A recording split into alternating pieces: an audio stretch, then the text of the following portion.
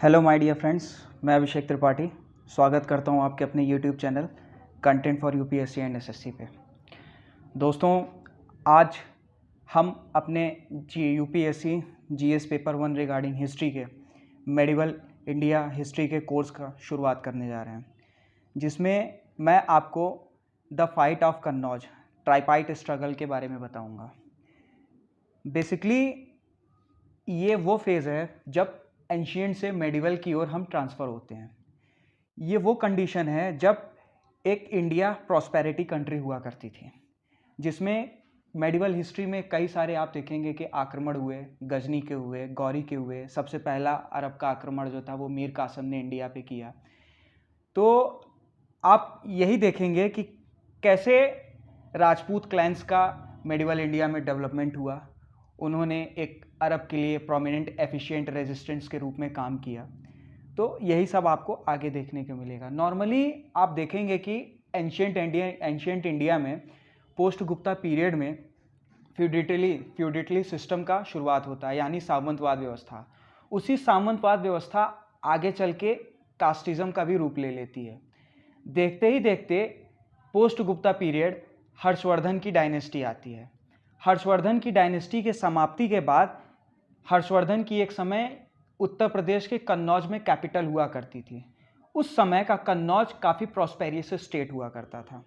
तो हर्षा के डेक्लाइन के बाद उस कन्नौज को कैप्चर करने के लिए तीन साम्राज्य के बीच में शुरुआती स्ट्रगल चला।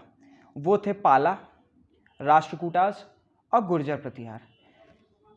अब सवाल ये पैदा होता है कि कन्नौज ही क्यों? देखिए, हिस्ट्री को पढ़ने का सबसे मज़ा है एनालिटिकल स्टडी।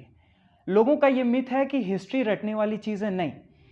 जितना हिस्ट्री में आप डीप उतरेंगे उतना ही इतिहास से आपको प्रेम होगा। और इतिहास पढ़ने का मज़ा ही वह है कि इतिहास का नशा होना चाहिए, क्योंकि कहते हैं कि इतिहास सभी विषयों की माँ है। मैं आपको यही एक थीमेटिक स्टडी, एक हिस्ट्री में इंटरेस्ट पैदा करने के लिए ये पढ़ा रहा हूँ। तो शुरुआती आपको ये बताऊंगा कि कन्नौज ही क्यों हुआ कि तीन साम्राज्य पाला, राष्ट्रकूटाज और गुर्जर प्रतिहार आपस में लड़ रहे थे। क्यों? क्योंकि कन्नौज की अगर आप लोकेशन को देखेंगे, पॉलिटिकल लोकेशन को देखेंगे, तो ये उत्तर प्रदेश में पड़ता है। ये वो लोकेशन था जहां से बंगाल के पोर्ट्स को आप कंट्रोल कर सकते थे। बंगाल उस समय का सबसे प्रॉस्पेरस स्टेट था।